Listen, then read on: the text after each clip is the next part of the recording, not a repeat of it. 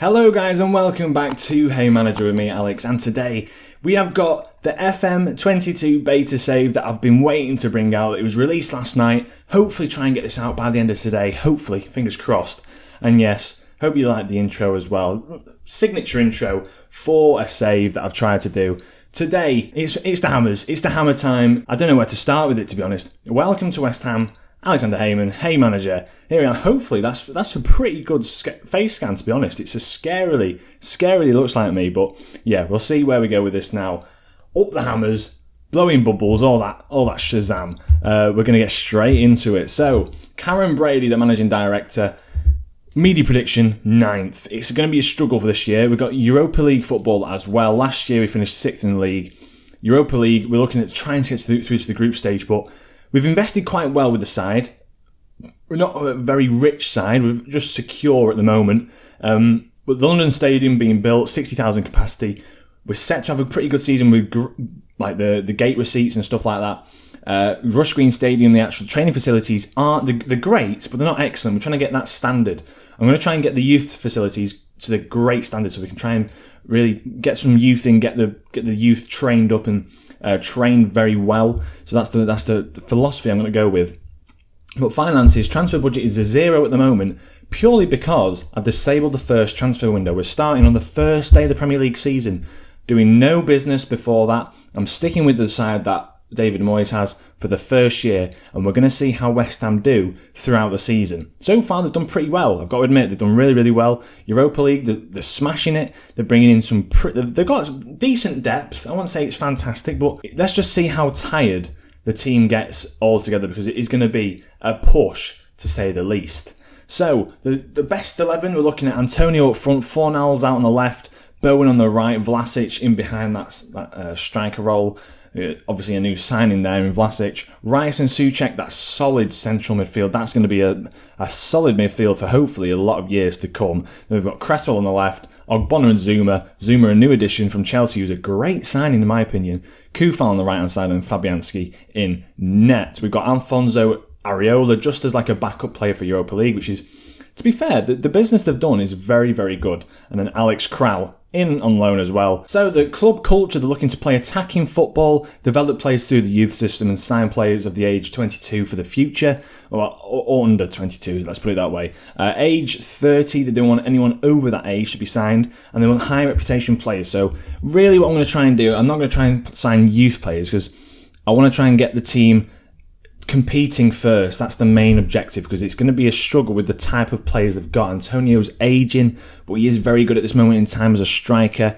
You're looking at having quite a few players come in that are going to try and strengthen a few bits, and then you're going to bring in the youth later on in the latter stages. They're looking at mid-table this year, which is fine by me, and to reach the Europa League knockout rounds as a minimum anyway. So we're going to try and get a few decent results, work towards becoming self-sustainable. That's the hope, because we have got quite a few loan players in.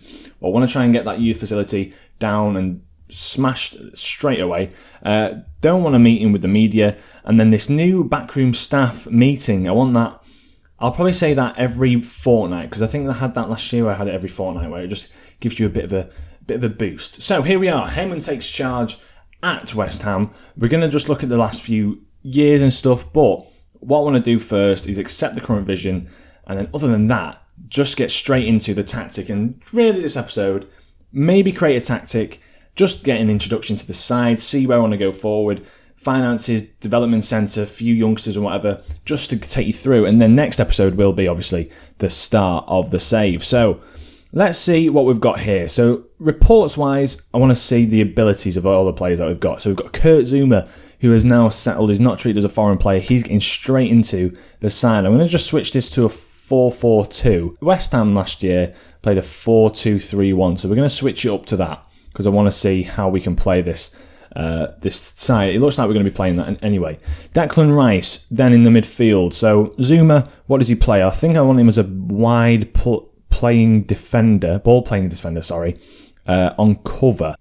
He is fast. This is the thing with Zouma. He's very fast. 20 strength, great jumping reach, great heading, not great at marking. Tackling is good as well. Mentally at the top could be a bit better, but physically beautiful type of player. Brought him in for 30 million. He's already worth between 49 and 53, around that price tag. 100k a week, star player.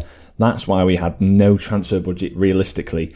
He looks really good, and he's only 26 as well, so he's going to carry on developing a little bit more. That's the hope here anyway. That is the hope. So he is a central defender, so we're going to stick him and keep him there basically. Declan Rice, on the other hand, he's a holding DM. He's a DM, but I want to play him as a mid. Do I play him as a mid? Because Souček gets forward quite a lot, but Declan Rice is also great in that midfield role, more as like a central midfielder. Realistically, that's probably where I want to try and play him. That's the philosophy I want. He's the central midfielder, like not box to box, but more of sitting back. He just sort of sits there, he's tactically aware, sits back, defends. That's probably where I'll play him. I want to see him play in this defensive role, but not get too far forward. I don't want to see him sit back either and protect a back four, because I don't think we need that. Souček, on the other hand, I like him getting forward. He is a ball-winning midfielder, but he can also play that box-to-box, and he does very well playing that box-to-box. He is more of a defensive type of player, but he's not very agile. That's the only problem. So to me, getting him going forward, he's got the stamina for it. I want to see him try and get into the box because of that heading ability. He's got decent finishing as well. He just obviously can't control the ball that well. But that's not what you're looking for in a box-to-box midfielder. So to me, sitting back, that's perfect for me. Cresswell then is an obvious option. Gets in that left-back role. He is going to play wing-back for me on defend. Wing-back purely because he's got brilliant crossing, I believe. Look at that, crossing and first touch. He's going to be our free kick taker. He's just really good. He's just really, really good. And then Vlasic, the new addition. Vlasic is one that I've not really looked at so far, but to me, looks really good to play on that left-hand side, I've got to admit. Inverted wingers is what we like. I really like them. A bit more supportive, but crossing-wise, isn't really there just yet. He does prefer that attacking midfielder role, but is suited to play out on the left. But he's not very fast either, which is a bit of a weird one to me. But at 23 years of age, has to be stuck in there, has to really go. I prefer him to play support actually, because I don't want the players getting too far forward. He's not that great a finisher. Next to Zuma, who do you play? Do you play Ogbonna, who is wanted by Wolves? It's a question, but do you play Issa Diop, who's a bit of a youngster but isn't as versatile? Great at heading, great physically again, but I think Issa Diop's more of a backup to Zuma. Craig Dawson is another option out there, 18 heading, bit more of a wiser head, should I say, but to me it's got to be Ogbonna. Ogbonna partners Zuma. He is left-footed, plays on the left-hand side as well, ball-playing stopper. To me, I'd prefer him to preferably just be a defence. He's not the fastest of players, but I just want to see him ball-playing midfielder, ball-playing defender defend. I want him to be the one that tries to bring the ball out from the back. Right then, so they're the star players that you're looking at in the side. They're the probably the main starters, as you put it, in this right back role. I believe now I've got to really just see what I can use. Zuma at right back might be one to play there, but for now, Kufal, that wing back role yet again. Great at going forward, good crossing, not a very good dribbler of the ball, but you can see tackling, work rate, and physically, and bravery and determination, all there. A type of player that I really enjoy to watch. We could develop a 5 at the back type of formation, but yet again, I don't think we're going to do that just yet. Lucas Fabianski comes into the side as the number 1 goalkeeper. Still, he is the best goalkeeper here. As you can see here, Areola just doesn't cut it above him. Physically, he does. But technically, it just edges it in every single stat, Fabianski. So he has to start for now. Areola, he's on 140k a week. Do we have the option to buy? We do. 13 million. It's a push. We might bring him in because we do need that backup, just to back up Areola, because obviously we do. And we've got a defensive midfielder in Kral, who obviously can just sit and play decent football. To me, we need an attacking midfielder now. Who do you bring in to play this role? Is it Vlasic? Is it Bowen? Is it Lanzini? Fornals for me. He looks really good, Fornals. A player that I sort of just dismissed last year, but in that attacking advanced playmaker role, looks 10 out of 10 to me. He looks the best we've got anyway, and I want an advanced playmaker for this team, just because I don't want to play more attacking just yet. I want to have it so that we can hit them on the counter and be a bit more creative for that striker role. And out on the right, it's got to be Jared Bowen. It's just got to be Jared Bowen. Every day of the week, Jared Bowen looks like an absolute star to me. As an inside forward attack, he's got great finishing. Great finishing. And this is why I want to play him in there, because look at that. Great passing, off the ball, brilliant. Flair is there. Pace, balance could be a bit better. But yeah, dribbling, finishing, the lot. He just suits that inside forward a bit more to me.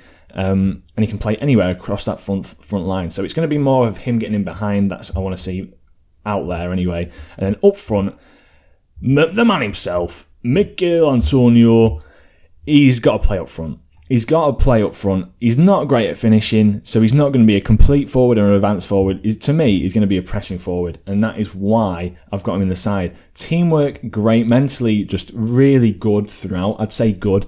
Physically, very good. He's not excellent, but he's very, very good. And then technically, could be a bit better, but he just puts in that shift where you're going to see a player up front just sort of pushing and moving into the channels and being creative and getting in there.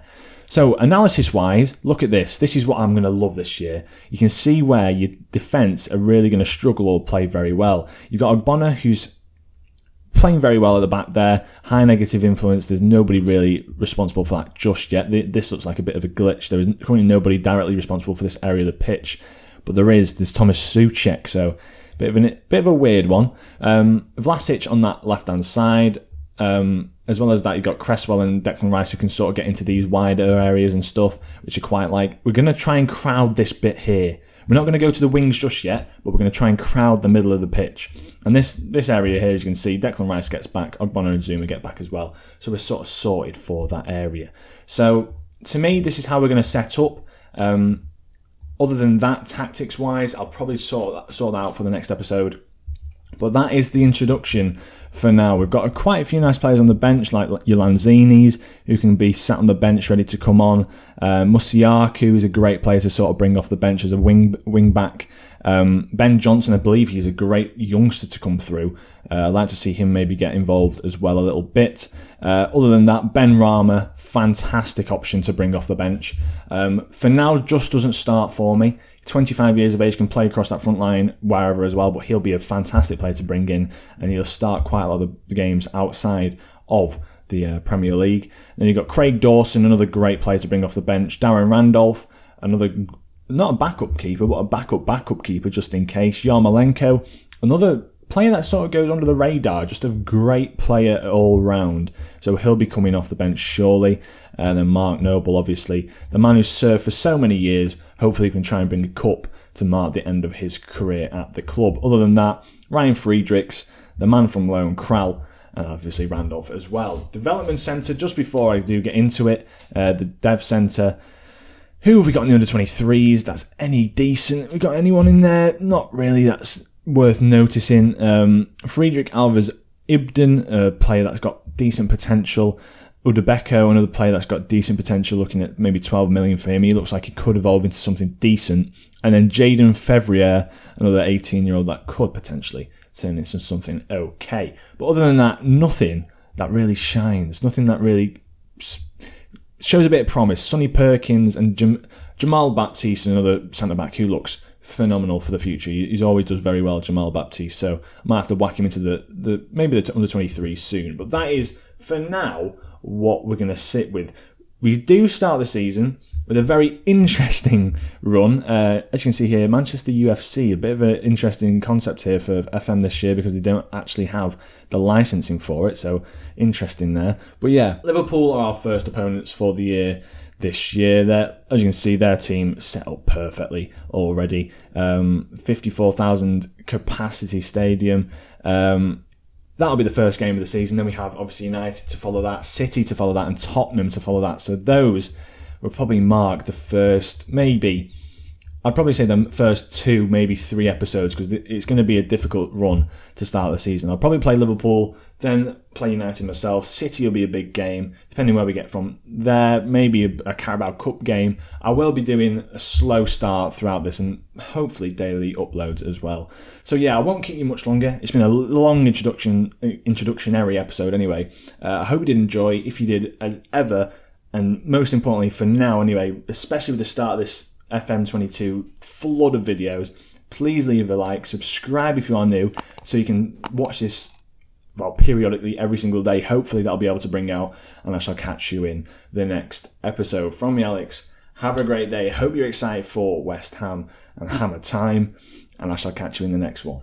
From me, ciao.